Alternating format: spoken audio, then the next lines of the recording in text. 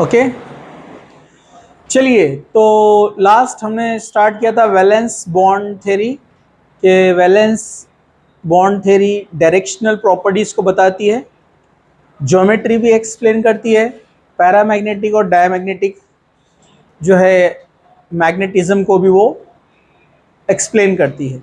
ठीक है, उसके बाद जो है हमने कुछ एग्जांपल्स देखे कि उसमें किस तरह से हाइब्रिडाइजेशन तैयार होता है, sp3 dsp2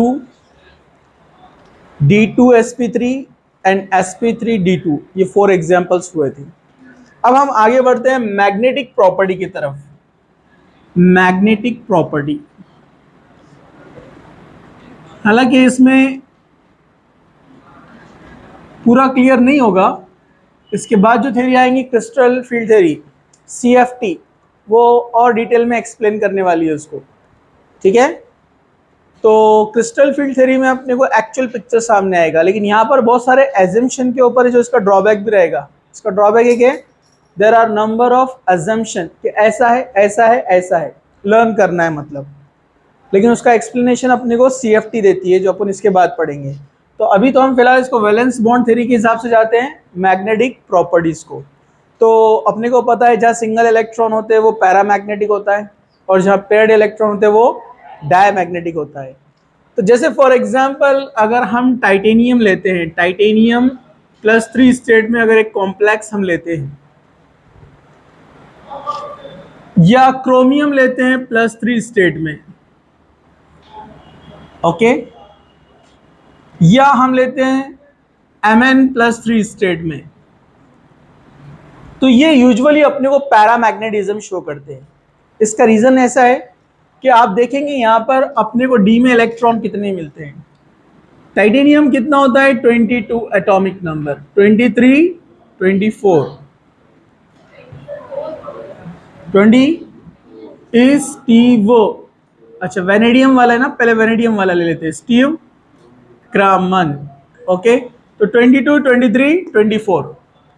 तो यहां पर अगर आप देखेंगे तो 22 माइनस 18 ऑर्गन के निकाल दो, बचे कितने 4, और +3 के 3 निकाल दो 1, मतलब यहां पर कॉन्फ़िगरेशन है D1, यहां पर आएगा D2 और यहां पर आएगा D3। मतलब इनके अगर आपने इलेक्ट्रॉनिक कॉन्फ़िगरेशन शो किया तो यहां पर D में जो है सिर्फ एक इलेक्ट्रॉन है। मैं फिर बता दूं आपको, यहां पर इसका कंप्लीट एक्सप्लेनेशन नहीं है, 1 2 3 4 5, जबकि यहां पर D में 2 इलेक्ट्रॉन है और यहां पर D में 3 इलेक्ट्रॉन है।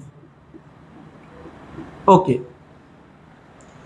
तो अगर इनको यहां पर फॉर्म करना है, अगर इनको यहां पर फॉर्म करना है octahedral structure, octahedral structure, octahedral structure की जब हम बात करेंगे तो यहाँ लिगेंड्स कितने हैं 6। जैसे फॉर एग्जांपल इसके लिए हम लेते हैं टाइटेनियम H2O लिया समझो 6 टाइम 3+, या आपने लिया समझो वेनेडियम लिया अमोनिया के साथ लेते हैं फॉर एग्जांपल 6 टाइम 3+ में, या आप लेते हैं क्रोमियम को CN के साथ में 6 टाइम। लिगेंड चाहे आप कोई भी लो, वीक लो या स्ट्रॉन्ग लो, ठीक है। ओके, +3 स्टेट में, तो अब यहाँ पर इनका ऑक्सीडेशन स्टेट क्या हो जाएगा, चेंज। ये तो न्यूट्रल है तो ये +3 बताएगा, लेकिन ये CN माइनस है ना, ये क्या बताएगा यहाँ पर -3, लेकिन इसका स्टेट क्या रहेगा +3, वो तो मालूम है आपको, ठीक है। ओके, तो ये स्टेट में अपने को जो अनपेड इलेक्ट्रॉन D में 1 2 3 मिलते हैं, इससे इसको कोई फर्क नहीं पड़ने वाला है, क्योंकि ये सभी केस में चाहे D में इलेक्ट्रॉन 1 हो 2 हो या 3 हो, 1 हो 2 हो या 3 हो, ये ऑक्टाहेड्रल ज्योमेट्री के लिए 2D यूज करने वाला है, यानी D2। ओके, और इसका आंसर अपने को आएगा क्रिस्टल फील्ड थ्योरी में, और S का यूज करेगा 1 और P के यूज करेगा वो 3। तो ये इस तरह से बनाएगा, यहां पर D2 S 1 है और P 3 है। आप इलेक्ट्रॉन समझेंगे नहीं तो यहां पर इसको अभी मैं ऐसे लिखता हूं उसको, तो एक D है, सॉरी 2D है, और P कितना है 4p के 3 है, ये 1 है, तो D2sp3 कॉन्फ़िगरेशन। ये सभी एलिमेंट्स ऐसे शो करेंगे, ओके, ऑक्टाहेड्रल ज्योमेट्री के अंदर।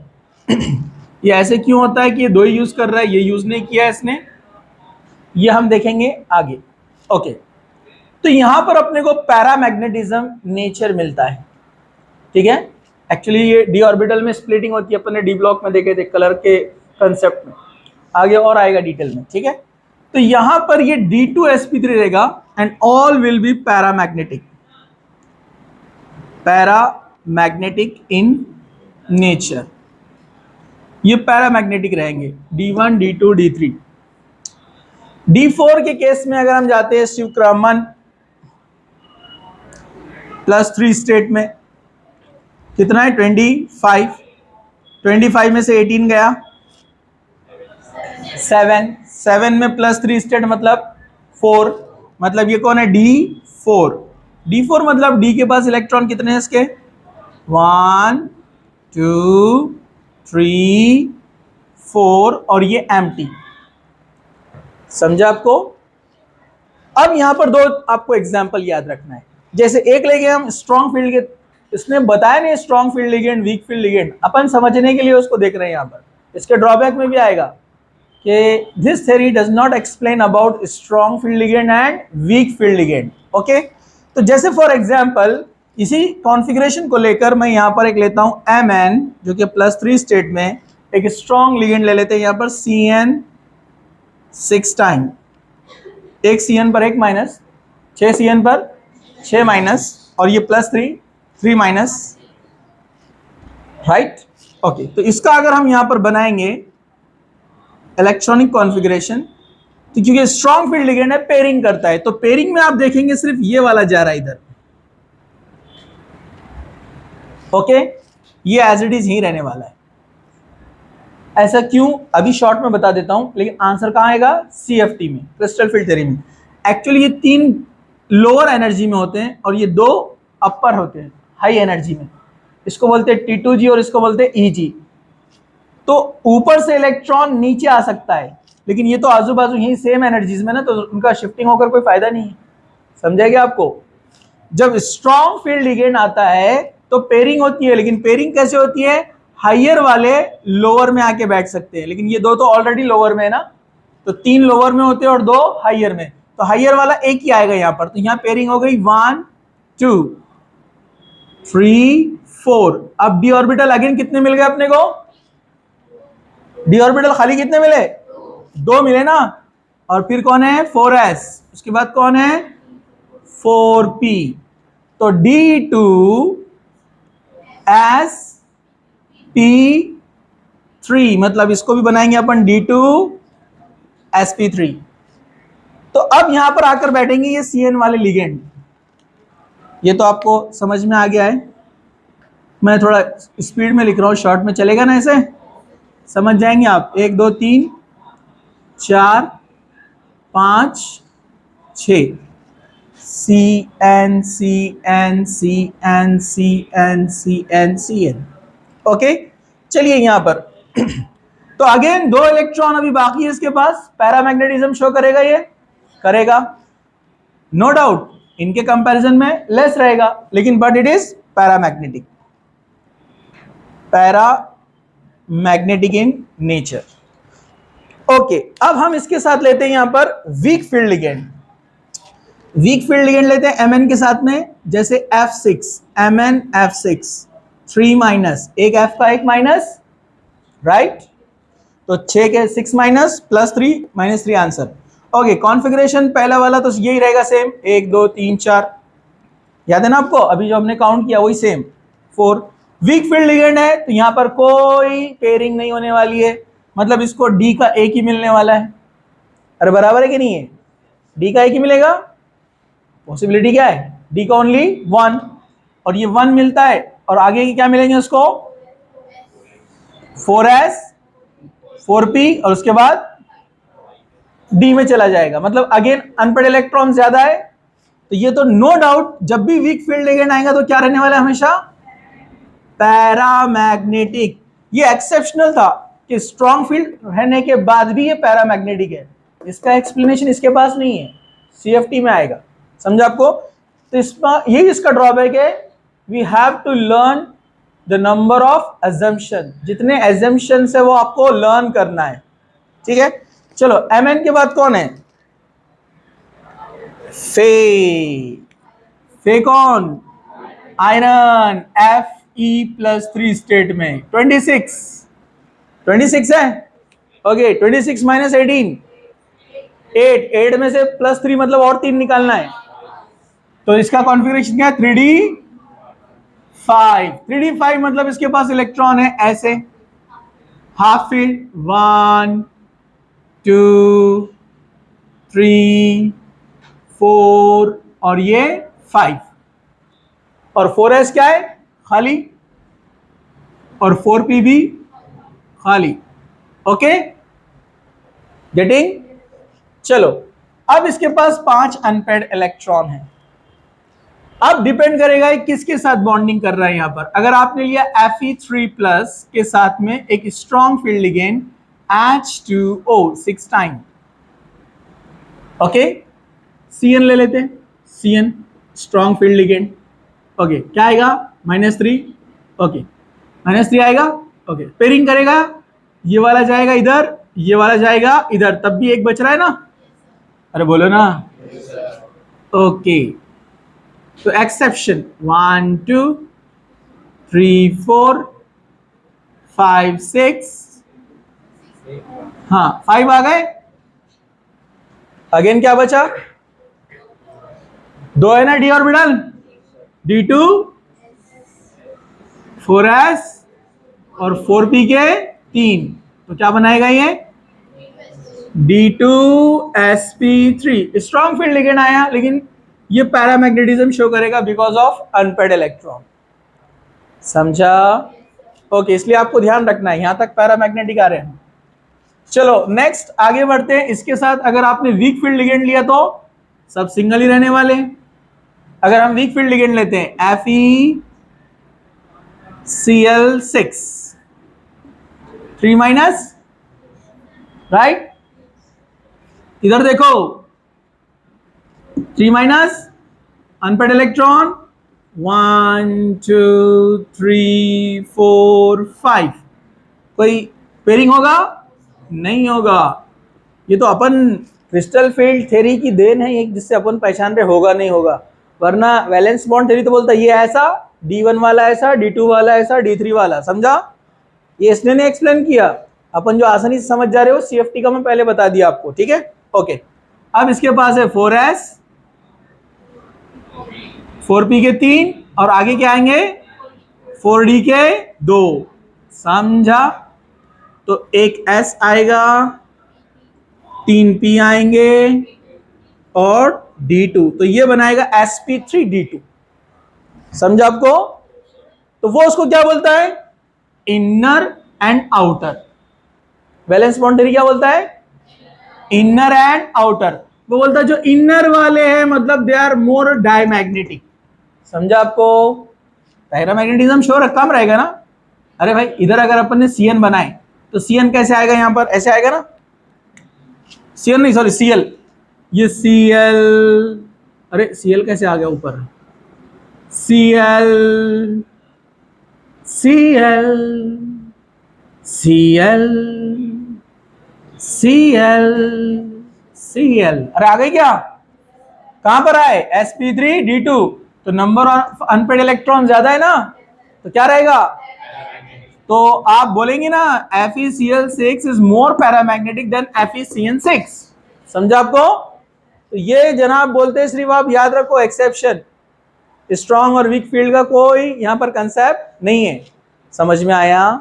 क्योंकि जब वीक फील्ड लिगेंड आएगा तो पेयरिंग नहीं होंगी, और पेयरिंग नहीं होंगी तो अनपेयर्ड इलेक्ट्रॉन ज्यादा। समझा आपको? ठीक है, ओके। चलो आगे बढ़ते हैं। Fe के बाद कौन है? कोबाल्ट। तो अगर मैंने बोला कि दोनों में डायमैग्नेटिक कौन है, तो आप क्या बोलेंगे? ऊपर वाला रहेगा ना। अगर मैंने यहां पर कहा कि दोनों में डायमैग्नेटिक कौन है, अरे बराबर है कि नहीं है? ओके, कोबाल्ट, कोबाल्ट के अपन ने बहुत बार देख लिए, निकल लेते हैं डायरेक्ट। कोबाल्ट क्या रहेगा? D6 देख लेते हैं। ओके, टाइम है ना अपने पास। कोबाल्ट, कोबाल्ट कौन है? D6 +3 स्टेट में क्या है, लेकिन स्टेट याद रखो अच्छे से। हाँ, अगर ये +2 रहा तो D7 रहेगा ये, समझा आपको? हाँ, D6, D6। ओके, थोड़ा सा नीचे आ जाते हैं अपन।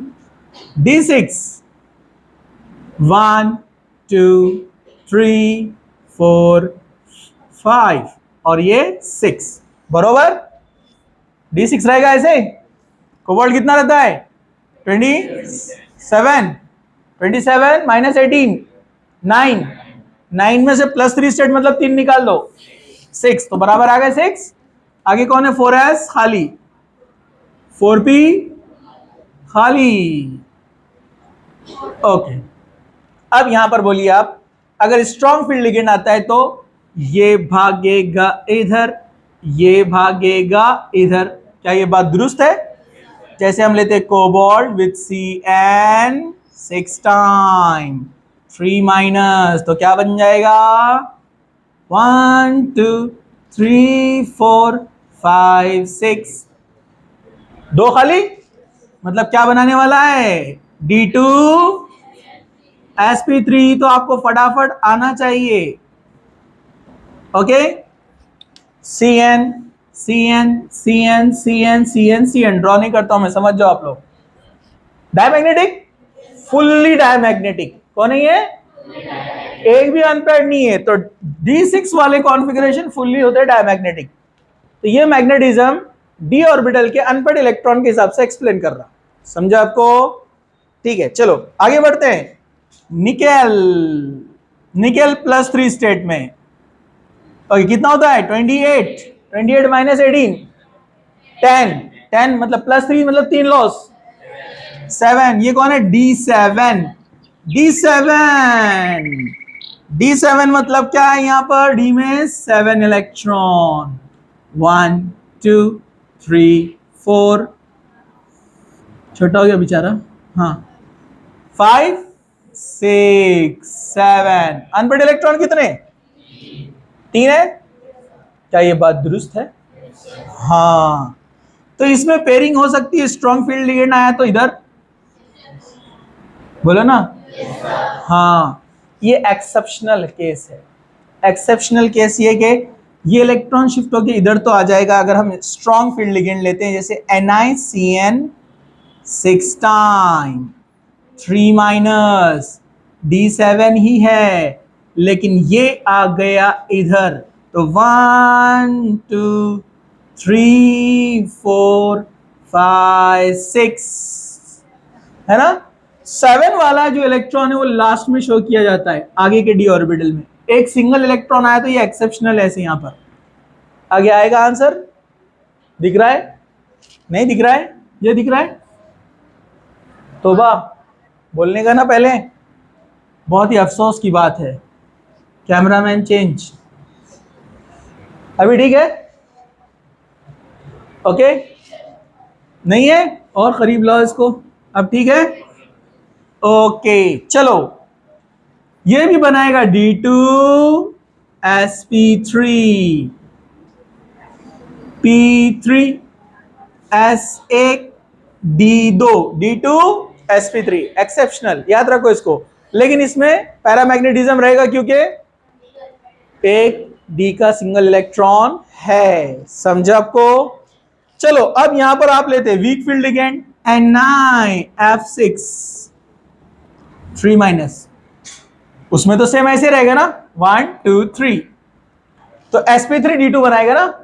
अरे बोलो ना, यहां पर पेयरिंग नहीं होगा, नहीं होगा, यहां पे पेयरिंग नहीं होगा। तो कौन आएगा बॉन्डिंग के लिए आगे? 4s 4p एंड D के 2 आएंगे ना, D2, तो क्या बनेगा? sp3 D2, समझा? तो ये आपको अच्छे से याद रखना है। According to D electron, D1 D2 D3 paramagnetic, समझा। आगे हम बढ़े D4 में, स्ट्रॉन्ग फील्ड लिगेंड आया तो पैरामैग्नेटिज्म कम हो गया क्योंकि डायमैग्नेटिज्म बढ़ गया। आगे बढ़े हम D5 में, अगर D5 में स्ट्रॉन्ग फील्ड लिगेंड आता है तो डायमैग्नेटिज्म ज्यादा है, लेकिन एक इलेक्ट्रॉन रहने की वजह से पैरामैग्नेटिज्म शो करेगा। ओके, वीक फील्ड लिगेंड आया तो फुल्ली पैरामैग्नेटिक, समझा आपको। फिर D6 में स्ट्रॉन्ग फील्ड लिगेंड आया तो फुल्ली डायमैग्नेटिक, समझा गया आपको। पूरे पेयर्ड हो गए ना, तो वो गाना बहुत काम में आएगा आपको। फटाफट लिखकर 18- +3 के 3 इलेक्ट्रॉन, फटाक से रफ कॉन्फ़िगरेशन लिखने का, फिर आने वाला कौन है उसको देखने का, और ये एक्सेप्शनल की प्रैक्टिस, समझा। चलो वर्बली मैं आपको इसके ड्रॉबैक बोल देता हूं, सुन लो जरा ध्यान से, फिर हम इसको स्टॉप करते हैं यहां पर। तो सबसे पहला जो इसका ड्रॉबैक है वैलेंस बॉन्ड थ्योरी का, जरा ध्यान से सुनिए, कान लगाकर, आंखें लगाकर, कानों से देखो, समझे क्या आप लोग? समझ गए ना? हाँ, चेक कर रहा था मैं आप लोग है क्या नहीं इधर। हाँ, आप हंसे मतलब समझे, बात समझे ना? हाँ, उल्टा dialogue. Number 1 point, there are number of assumption, assume करो, बराबर है कि नहीं है? हाँ, आप बोलेंगे हम क्या पागल दिख रहे हैं क्या? नहीं, ये भी बहुत बड़ा सक्सेस था ना, उन्होंने जितना काम करे उसके ऊपर, ज्योमेट्री के ऊपर, कॉन्फ़िगरेशन निकाल के, ठीक है, बेचारों ने मेहनत करे ना। हाँ, अपने को तो सिर्फ लर्न करना है। Point number 2, does not explain about week field ligand and strong field ligand. Strong field ligand या वीक फील्ड लिगेंड के बारे में ये कोई डिस्कशन नहीं करता है।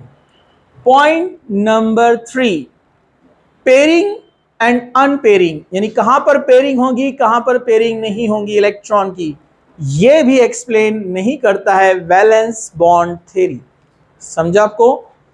चौथा पॉइंट, इलेक्ट्रॉन पेयरिंग होने की वजह क्या है, रीजन, जो हम आगे चलकर पढ़ने वाले हैं कि इसमें स्प्लिटिंग होता है।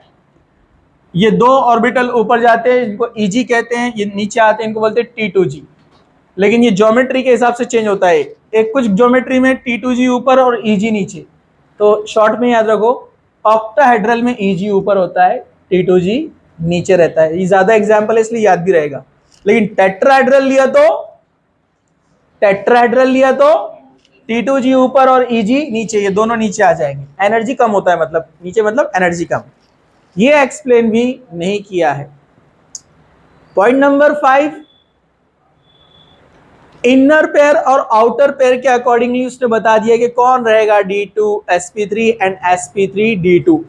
लिगेंड से रिलेशन नहीं बताया कि स्ट्रॉन्ग लिगेंड आने से पेयरिंग हुआ, जिससे पहले वाले D 2 यूज हुए, समझा आपको, और वीक फील्ड लिगेंड आने की वजह से पेयरिंग नहीं हुआ तो बाद वाले D यूज हुए, समझा। तो ये भी वैलेंस बॉन्ड थ्योरी का ड्रॉबैक है।